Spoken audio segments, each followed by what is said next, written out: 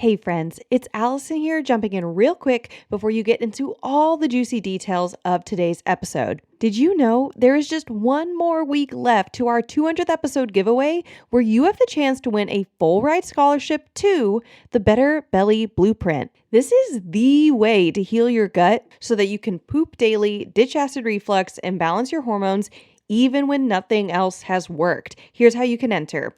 Leave a rating and review on the Better Belly podcast on Apple Podcast or Spotify between now and May 29th. Take a screenshot of that rating and review, then go to betterbellytherapies.com/giveaway and fill out our 200th episode giveaway form. You will automatically receive an email with a code for $200 off the Better Belly Blueprint, which you're going to get as soon as you send in that form. And then a full scholarship winner is going to be announced on May 30th and messaged by email. If you win, you're going to win a full scholarship to the Better Belly Blueprint. And if you don't win, you can still get $200 off, which is 20% off of the Better Belly Blueprint if you join by May 31st at midnight. So go ahead and leave a rating and review. Get that giveaway form filled out at betterbellytherapies.com/giveaway, and you can finally end your constipation, acid reflux, and PMS for good. Have you ever felt stuck in your health? Have you ever had a doctor tell you that your diastasis recti is as good as it's going to get? Have you ever feared hoping that you could look or feel better because you didn't want to be disappointed? If so, you are like my friend Megan. Megan and I met this past weekend for the first time as roommates in Dallas for a business conference. On the last morning on our hotel, Megan and I had a quick 30-minute session of visceral manipulation to help her diastasis recti. Megan is currently 16 months postpartum and had been religiously following an exercise plan to heal her diastasis recti after two 10-pound boys. Despite her efforts, her diastasis recti had only improved from 3 fingers to 2 fingers wide, and her doctors were now telling her that this was her new norm. Despite Megan's reluctance to believe that her DRA could get better, and with having never heard of visceral manipulation before, which was the main technique I was going to use on her, Megan got to see in a matter of minutes her abdomen change before her eyes. On today's episode, listen to Megan tell her own account of our special session and how it brought hope back to her body and her life. If you have never heard of visceral manipulation, or if you are struggling with a diastasis recti that just won't heal, then this episode is for you. And while we don't talk explicitly about the application of visceral manipulation to bloating and constipation, I have an episode just for you. Episode 90, Fascia 101, the hidden force behind bloating, constipation, and IBS. If you are dealing with diastasis recti, bloating, or constipation, be sure you don't miss out this episode and check out episode 90. The link for that episode is in the show notes. Hey friend, welcome to the Better Belly podcast. Do you want freedom from bloating and constipation? Do you find yourself up late at night Googling natural constipation remedies, causes for bloating, or recipes and exercises to help constipation? Are you frustrated with the mind game of trying to figure out what foods are helping or hurting your gut? Hey, I'm Allison, mom, wife, and functional gut health practitioner. At a young age, bloating and constipation were my constants. I didn't know what to do and wished I could just live a normal life focusing on my passions, my job, and my family. I was tired of abdominal pain that woke me up at night and wasting time and money on gut health remedies that just didn't work. Breakthrough moment, the functional medicine and osteopathic approach to gut health. In this podcast, you will find natural remedies for bloating and constipation, practical, doable belly exercises and massages, and debunk the myths about what really is causing your tummy problems. So toss out those laxatives and say goodbye to that embarrassing gas. Your gut health is calling. And just as a reminder, this information is not meant to diagnose, manage, or treat disease. Always consult with your own health practitioner before you make any changes to your health. Awesome. Well, guys, I just want to invite on today a very special guest, my friend Megan. Megan and I are new friends. We recently roomed together at a business conference, did not know each other at all prior to this moment. And in the span of rooming together for like 2.5 days, we ended up getting to have a session together where I did visceral manipulation with her, as well as evaluating some things in her body and how her muscles are working and how she can improve, specifically a diastasis recti. So before we dive into that session and all that, Megan, I just would love to hear from you. Could you give our listeners a briefing on your diastasis recti, what you had tried before this, how long postpartum you are right now? Where are you right now? Yes, so I am 16 months postpartum right now. I had a 10-pound, 2-ounce baby. Um, and and that was my second baby. My first baby was 10 pounds, 5 ounces. I had them 22 months apart. And so yeah, I just had diastasis recti that didn't ever heal. It was initially 3.5 fingers of separation, and through my like workout app that I was using, that is a woman who very much knows, like doctors couldn't heal her. She had twins, and so she was very, very good and healing. So I am now down to, like, what did we say, 1.5? It was like Well, two. this would be before our session. Before our session, it was like 2.5. It was 2 at the top, 2.5 at the bottom, something like that. Yeah, yeah. So I had done some on my own and like felt proud of that, but then um like even the lady who does the app said, like, even hers isn't fully healed, but like it's functional. Like, I don't know, it just like felt like the best we can do. So I felt like proud of myself for getting that far, but also like, but it could be so much better. And I miss just, yeah, being able to be fully functional in my body. Right. You're still like rolling onto your side, having to be really careful, like not doing crunches at all. And I'm Mhm. just going to spill the beans. You're a former Mhm. Ironman competitor, like athlete, whatever. You finished an Ironman. And for anybody who Mhm. doesn't know what this is, it is a triathlon of essentially the most extreme accounts. It's a full marathon, like, because right, triathlon's going to be swimming, biking, and running. Well, you swim, which I think it's what, 2 miles of swimming, and then Yeah, you bike 2.4. 52 miles. Oh no, 112 Okay, so miles. yeah. Okay, it's a lot. I mean, it's Yeah, absurd, right? I've yeah. done a fraction of this, right? And in terms of a triathlon, most people when they run a triathlon, they're not running the Ironman. They're not even running a half Ironman. So it's whatever, 2 miles of swimming, 112 miles of biking, and literally a full marathon of running, a full After 26 miles of running. After all that, you're like, if you haven't had enough beating, let's do a full marathon. that. So, like, you are skilled in your body, you know how to go through hardship, you are used to being strong and capable, and Mhm. knowing that it's going to take time to get there. And you are 16 months postpartum. And I remember saying that feels like not enough improvement. Like, you went from 3 to 2, so some improvement. But really, Mhm. I'm like, if you're going through a really good program, and I admittedly didn't know the program, but thought, like, let's just trust that this woman knows what she's doing, and honor Mhm. that. One of the things I said to you is you might have a visceral restriction. To your Mhm. response was probably, at least in your head, what?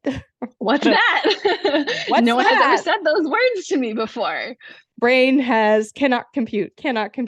And so for anyone new to this podcast, a visceral restriction is where your organs, which are viscera, that's the fancy science word, they have fascia around them. Fascia, you might have heard that term before. It's this connective tissue that's throughout your entire body. And when the fascia gets restricted, it keeps the organ from moving, essentially. Organ can't move. We're like, how do organs get involved with well, I'm going to call it a DRA, the diastasis recti. So how does that even get involved? And so I ended up walking through all this anatomy related to how primarily your small intestines and a piece of fascia called your parietal peritoneum end up connecting all the way to the front of this DRA. And that can keep that left and right side of your abdominal muscles from connecting.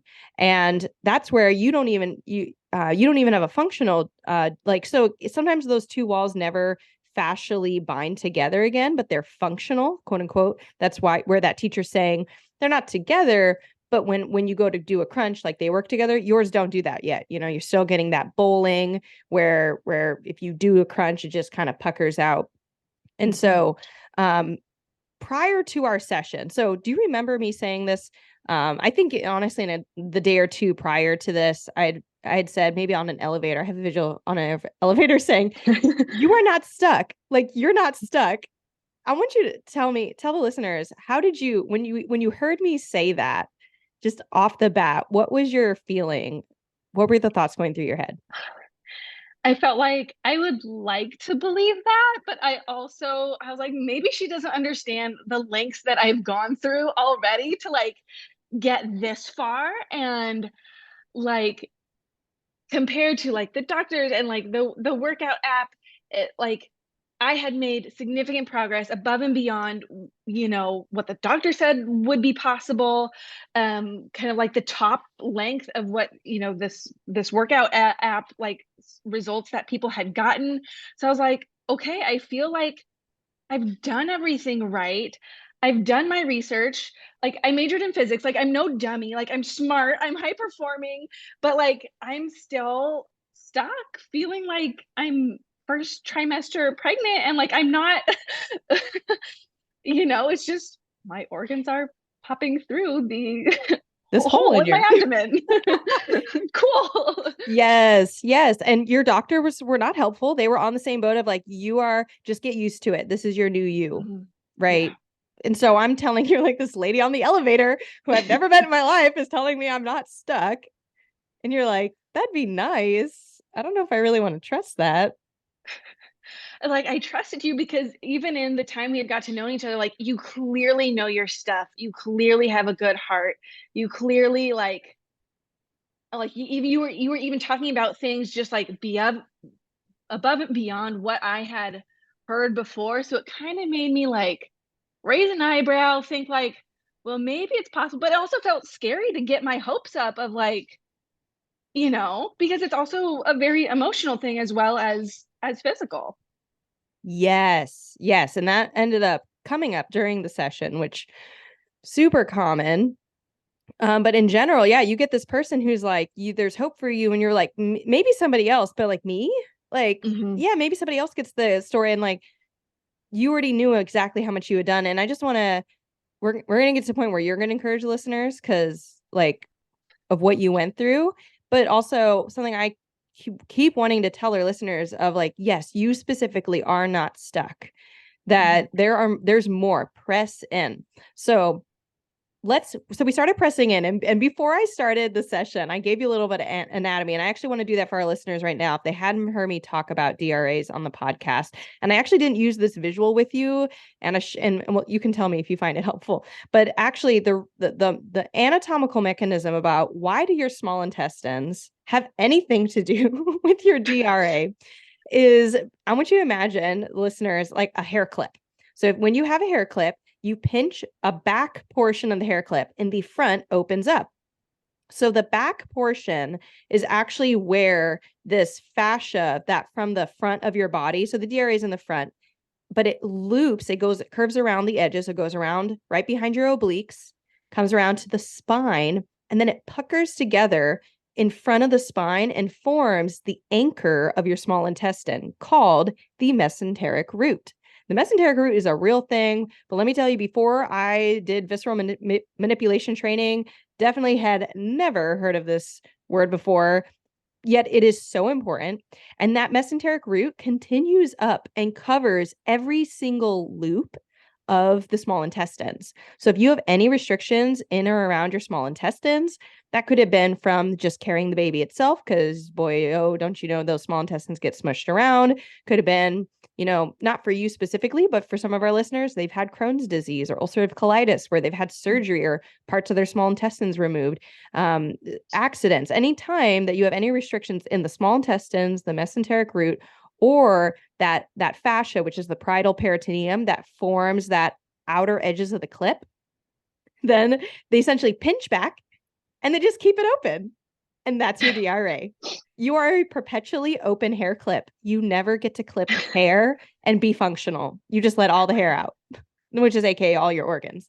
Okay, does that Does that actually visual, does that help? Do you like it? That visual makes so much sense. And especially now in the after of the before and after, I'm like, yeah, like I can feel the difference in my body. So what was what do you remember the number one or like the main symptom you told me you had in your body other than like the visual and dysfunction of the DRA, like on a daily basis? What was the thing you told me My you had back pain? hurts. My back hurts, my lower back especially. Yes. And that is all that tight fascia gathering in that low back. First off, your core is not supporting you. Like I use the word corset and like a nice corset that's actually amazing.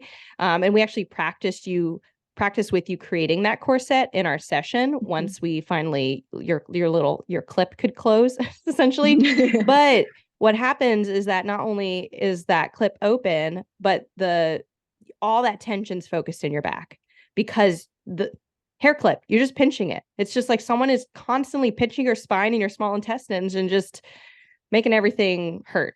And so, and I also didn't describe that way to you too. I was thinking about what I was going to share and I was like, this is a great podcast. Are so much better, right?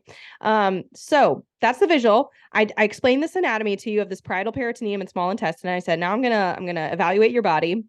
I immediately got drawn to your left side of your belly. And then we did work on your mesenteric root, and particularly it was the bottom portion that points towards the left. So it was something's going on the left side. Interestingly enough, you'd already told me that you carried your second child heavily on your right. And so what I'm guessing is that your body was giving laxity on the right, but all the tension that was kind of like the bungee cord that was keeping everything like from falling out and falling forward was coming from the left. So you had this falling to the right from the left, and it was super, super tight. So release your mesenteric root and your parietal peritoneum, super gentle techniques in general. But I would love to hear from you. What was your experience, maybe physically? What did it feel like? But also, I don't know, emotionally, mentally, just what was going through your head and your body as I was doing these two techniques. By the way, she's just for visual, she's laying on a couch with just like her I lifted up her shirt to her rib cage. I just had my hands gently on her abdomen. There's that's it. Super simple. Go. What were you feeling? As you were started, I was just kind of like, okay, like, well, I don't have anything to lose. Like, I don't know what I don't know. And it just, when you just get desperate for a solution and there's a glimmer of hope, like, what else do you do? And then so you started, and I was like, okay, like, I trust you, and this is, the best person for the job. And then just, yeah, like, I hope this works. I hope this works. But also like trying to not let myself get too hopeful. As I And then started just as I started the techniques, what were you did you feel much? how do I even describe the feeling? It it did not hurt at all. But there was a sensation, and then there was like a release and a relief. Um, pop sounds too too extreme, but there was like a Moment where the tension rises and then it releases. Yeah. And yes, pop, yes. people use that word. Sometimes there isn't an audible pop, but yeah. There was no actual pop, y'all, but something Mm, like that. Mm-hmm. and then it was just, yeah, then just relax into it after that. And I was like, okay, something just happened. Mm-hmm. It was not a bad thing. I think it was a good thing. Um, and then yeah, being able to get up and experience the difference Yeah. after that. Yeah. Okay. So this was honestly the smallest part of the session was just those. I did one technique for the mesenteric root, a technique for the left side of the parietal peritoneum, and then we retested your DRA. So Mhm. we didn't test it before because I was so excited I lost track, but you were doing it all the time and you knew that you'd gotten yourself from a 3 to a 2. So I just Mhm. had I tested it. And so typically for a DRA, you're going to test above the belly button, at the belly button, and below. Above the belly button was your worst one, but it was like a finger and a half at most, maybe like finger and a quarter. Then Mhm. below the belly button, it was like half a finger. I could really not get a finger in there. And then at the belly button, you have still 2 fingers. But belly buttons are they have their own thing going on. They usually never that you're never going to be at a 0 typically for a DRA once you've been pregnant. And you honestly didn't respond much initially. I don't know if you remember this. So I'm like, she doesn't care, or she doesn't believe me, or I don't know. So I'm like, why don't you test this? Put your finger in there. What do you remember from when you felt it? Yeah, disbelief. Yeah. At first. And then I felt it, and it was just like, oh, okay. Like this, it was just crazy after like how many hours of like work and workout and research I've done. And then you just did this thing in like, I don't even know how long it was, 10 minutes less. Yeah, very short. Yeah, short amount of time, and got me, results that took me a year and a half to get. Well, and I told you this multiple times in our session that I could tell you had been training your muscles in the correct way. So like your muscles wanted to go, and it's like that hair clip. Your muscles wanted to connect, wanted to draw together, but the hair clip was pulling them back. And adding more force wasn't going to help. It was just it could potentially tear more. And so, which is one of the reasons you're so careful when you're rebuilding a DRA. And so you had done everything right. There was only one muscle group that wasn't firing, and we worked on that muscle group. But I told you, like, I can feel your pelvic floor engage. I can feel your obliques engage. I can feel your upper abdominals and your lower abdominals and your glutes and your hamstrings. They all work together, even your adductors. And all we did is we reduced the tension so that the muscles could actually work the way that they want it to work. And so I actually didn't do that much. And this gets back to health is often in the details. Like when health is not like, I do this one thing, like, A plus B equals C. When it's not that, it's because there's like minus D plus F divided by 2 somewhere involved.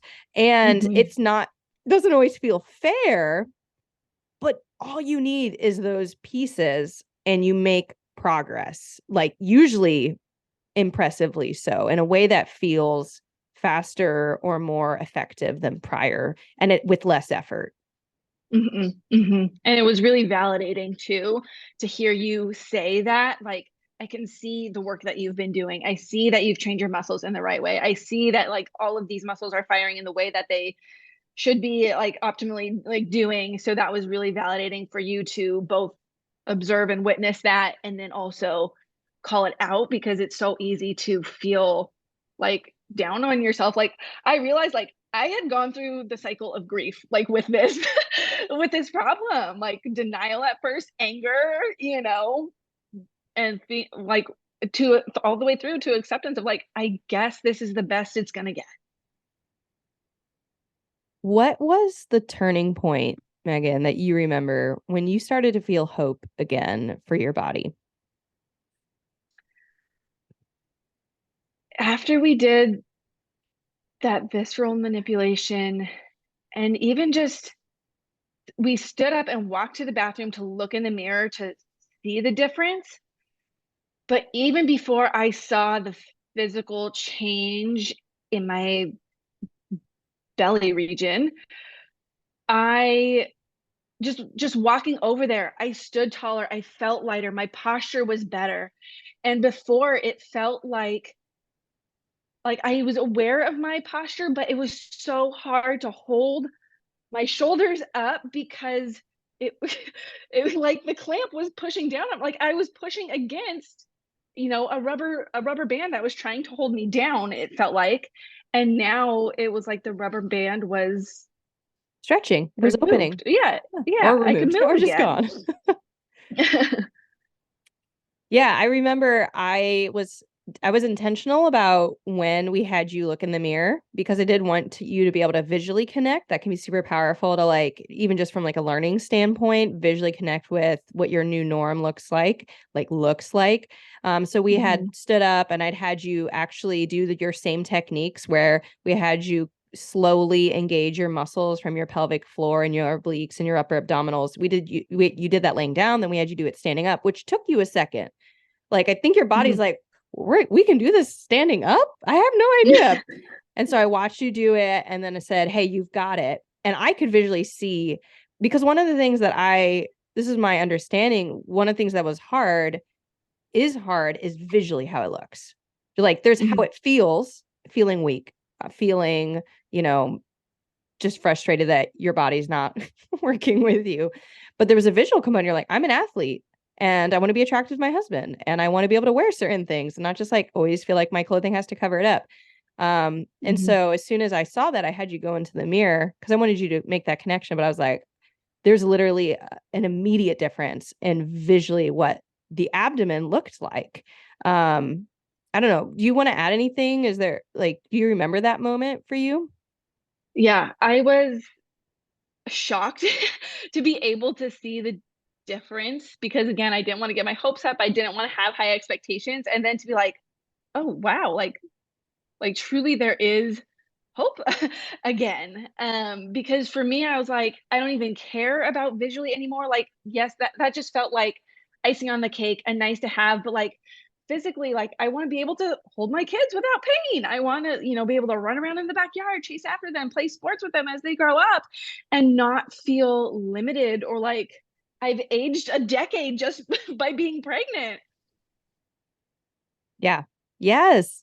So one of the questions I wanted to ask you was so that all happened Saturday morning, and then I like sprinted off to a flight, and you ended up taking a flight as well in two different directions. Um, it's now Monday. It's 2 days later from that session as of this recording. I would love to know how things been since our session. Have you noticed any differences in your body? Have you tried any of the exercises? Because I gave you some just specific adjustments to try and a couple things because part of your glutes weren't firing and just some things to reteach and corral things. How have things been going? What have you noticed? I definitely have noticed my posture is so much better. Even like carrying my big old backpack through the airport. Um, I was like, I have this heavy backpack on me, but I am still standing taller and better, and without pain than I was, before without a backpack on me. And I just like, yeah, I just feel so much freer in my body. I'm like, I can move again. And your diaphragm, yeah, your diaphragm wasn't working in sync with Oh, that's your right. belly and your abdomen. It was actually didn't want to go down. It was like still thought it was pregnant, essentially. Mhm. And so like Mhm. once we got your diaphragm changing, your diaphragm, if the diaphragm can't go down into the belly because it's spasmed or it's, forgotten how whatever's going on, the air goes into the shoulders, can create a lot of shoulder pain. That can also destabilize your body because your breath going into your abdomen is part of stabilizing the body, interestingly enough. So like all of that, which we haven't even just we didn't I didn't want to go into every single detail of this session, but we worked on everything. It was holistic. It wasn't just Mhm. like let me I don't know, tape your DRA together and see if that helps, which kinesio tape can be helpful, but sometimes it's like that's not what you need. Yeah, In this your is not a body's Band-Aid solution. Yeah, literally when it comes to kinesio tape.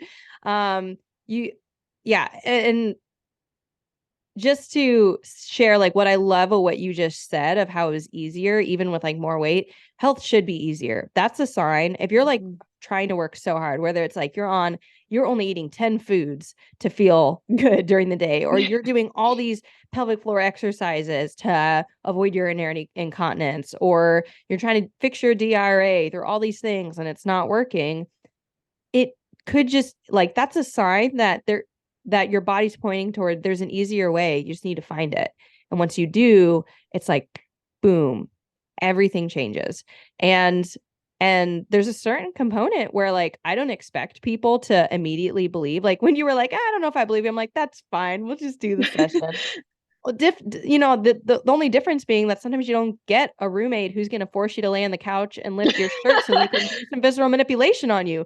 Like you might have to schedule an appointment and say, I'm just going to trust this person. I'm just going to try something different. So with that, what Megan, to end out our podcast, what would be an encouragement that you'd like to give someone who might be listening to this podcast episode and they're struggling in their health? Maybe it's another woman with a DRA. Maybe it's someone who's been told by their doctor, just like you were, that they just have to live with it, or maybe get surgery, which you were recommended to do, to fix Yeah. it. What encouragement would you like after this experience you've had? Yeah, I think my biggest takeaway is like that you don't know what you don't know. And so if you are like hesitant because this feels new or different, that is all the more reason to give it a try because like if you just keep doing what you've been doing like and that's not working for you, then the solution like you got to try something new. You got to try something different. Um and for me, I just didn't even know what that was until I met you and realized what you do. And I think also it just increased the belief in the resilience of my body, that it's not meant to be broken and it doesn't have to stay that way. And to really just challenge those beliefs. And it's hard because, like, well, the doctor, feels authoritative in this subject, in this area, but like they don't have the final say. And so it doesn't matter what people have told you. I think your body naturally knows what it what it's supposed to feel like and how it's supposed to operate, and to really challenge the beliefs that make you think otherwise and not to settle. And yeah, now I'm like, okay, well, I'm not I'm not going to stop until this really heals, because it is possible, despite what other people that I respect, have told me. Yeah. So good. So good. And yeah, everything you just said. Do something, try something. And for people listening, if you feel like you're Megan and you want to know what your next steps are, I would love to be a part of that process. There's a couple of different ways that I would love to partner with you. One, if you are local to the Metro Detroit region, Ann Arbor, Livonia, Michigan, if you know any of those terms, you can literally book an in-office appointment with me and receive exactly what Megan just received: an evaluation, a treatment, and further appointments, which Megan, unfortunately, you can't. But if you are not near me in a physical way, but want to learn how to find someone who does visceral manipulation near you, I actually teach you how to do that in my course, The Better Belly Blueprint. We also have group coaching calls where I can personally give you feedback on practitioners that you're considering seeing. I teach you 3 evaluation techniques and 3 treatment techniques that you can do to yourself to evaluate and reduce fascial tension. And I give you access to my 4 key functional lab tests that help my clients find their hidden and invisible sources of all their problems: bloating, constipation, diarrhea, so many things. And so please, there's a link in the show notes for the Better Belly Blueprint. You can go to betterbellytherapies.com/blueprint or the show notes. And again, if you are an in-office client, go check out the show notes. I have a link where you can book an in-office appointment there, a new client evaluation. So Megan, thank you so much for coming on and sharing your experience and giving encouragement to other people. I know that what you have shared is going to give other people hope, just to hear it from somebody else's mouth of what their process has been like. So thank you so much for coming on to the Better Belly podcast. Thank you. Hey friend, I hope you loved this episode. If you've been a fan for a while or newly loving this podcast, can you do me a favor?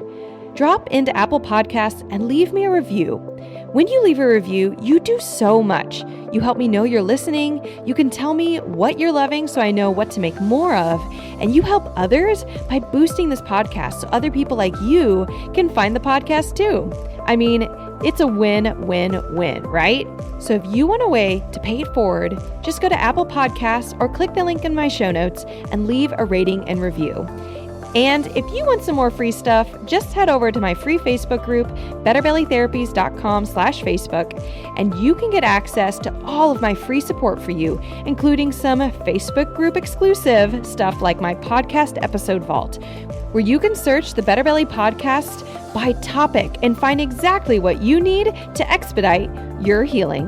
I cannot wait to see you in there. Catch you guys next week.